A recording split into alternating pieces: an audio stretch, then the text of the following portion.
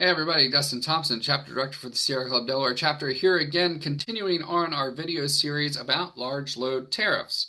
So now we know what a tariff is, we know why we need to create one for large loads like data centers, but what should we be looking for in a large load tariff design? Well, to answer that, we need to look at the risks and the needs of data centers. Luckily, several states have already done this. I mentioned that and even in PJM alone, we have several states that have done this. Or they've dealt with the consequence of not doing this. So we can learn from them. First and foremost, we need transparency. This is something that should be bipartisan. Everybody should want transparency, right?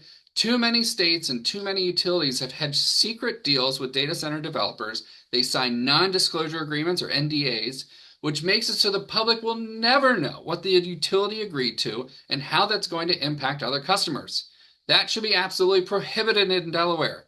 We have to demand full transparency when it comes to deals being made with data centers. That means we need it to be made public on how much energy they're using, how much water, and how much gas each data center is using so we know how that's impacting rates. We should also require to know what the data center will be used for.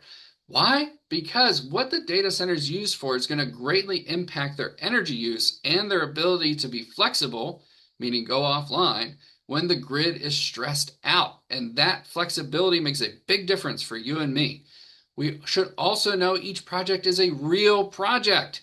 This is a highly speculative environment right now, meaning there is a lot of speculative developers that are going around and just submitting plans in multiple states and multiple utility territories, but they only ever intend to build one project in one state.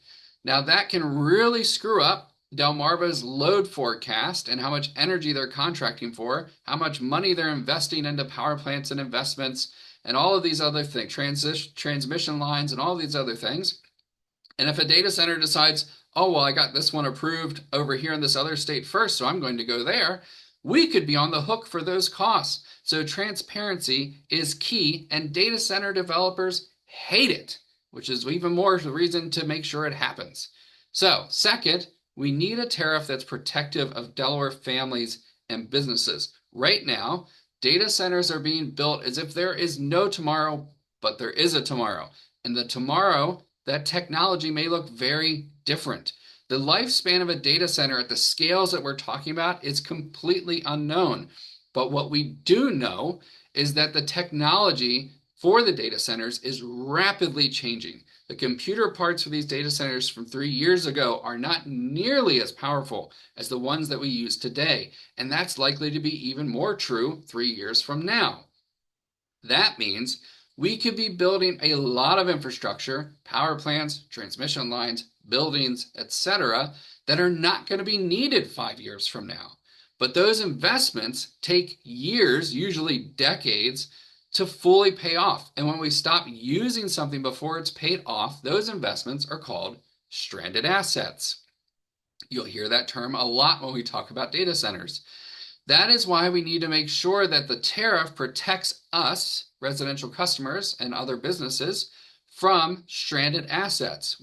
How do we do that? Well, first, we need meaningful contract terms that are long enough and strong enough to make sure that data centers are on the hook to pay off these investments, regardless of whether or not they're here for the full time it takes to pay them off.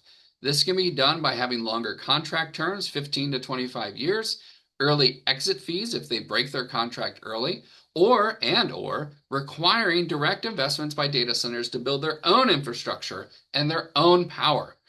We also need to make sure that rate design reflects the impact that data centers have on other customers.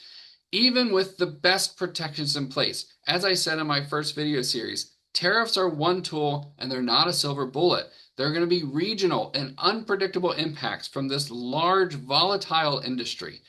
One impact that we know is going to happen is that regional energy costs are going to go up for all customers. That is why states usually require data centers to pay more in grid improvement charges and low-income energy programs and green energy programs and other state programs aimed at building out new transmission or new power generation. Delaware should follow the lead of these other states. For example, because data centers are going to make it harder for low-income families to afford their energy bills, they should pay more per unit of energy into our low-income energy fund than a residential customer who has very little to no impact on if somebody else is going to be able to afford their energy bill. And that is not what we're seeing. We're going to talk more about that. But these are the kinds of things that we need to see in a large load tariff. It isn't all of the things. That would be a much longer video. But looking at the requirements in House Bill 233, filed by Representative Frank Burns, will give you a good idea of what we should be requiring in a large load tariff. Now, next we're going to talk about, well, what's Delmarva putting forward in their proposed tariff? I'll give you a hint. It isn't great. Stay tuned.